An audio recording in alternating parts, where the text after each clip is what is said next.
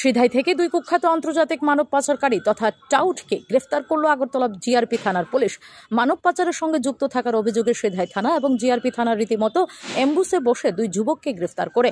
ধৃত দুজনের নাম বাপন ভৌমিক, বয়স 20 বছর, বাড়ি সিধাই রাঙ্গামুড়াতে, এবং গৌতম সরকার, বয়স 30 বছর, বাড়ি সিধাই হরিয়ানা খোলায়। শুক্রবার রাতে সিধাই থানার পুলিশের মদতে আগরতলা জিআরপি থানার পুলিশ তাপস দাসের নেতৃত্বে পুলিশ তাদের দুজনকে বাড়ির সামনে থেকে গ্রেফতার করেছে। পুলিশ সূত্রের দাবি, এই দুই যুবকের বাড়ি সিধাই সীমান্তবর্তী এলাকায়। তারা দীর্ঘদিন যাবৎ দুই দেশের নাগরিকদের অবৈধভাবে এপার ওপার করছে। জিআরপি থানার পুলিশ পূর্বতন একটি মামলার তদন্ত করতে গিয়ে তাদের দুজনের নাম উঠে আসে। শুক্রবার রাতে তাদেরকে গ্রেফতার করার পর জিআরপি থানার পুলিশ শনিবার তাদের আদালতে হাজির 2 দিনের রিমান্ডের আর্জি জানাবে বলে জানান জিআরপি থানার ওসি তাপস দাস।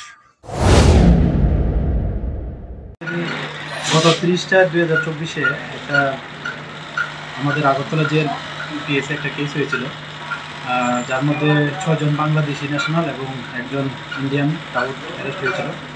তো আমরা যথারীতি তাদেরকে মানে আইনি পদ্ধতি মেনে কোর্টে পাঠাই এবং তাদেরকে ইন্টারোগেশন করা হয়। তো ইন্টারোগেশনে অনেকের নামই বেরিয়ে আসছে। তার মধ্যে গতকালকে আমরা 2 জনকে অ্যারেস্ট করেছি এদের মধ্যে। তো তাদেরকে আমরা সিধাই থানার অন্তর্গত এখানে হরিণা কলা প্লাস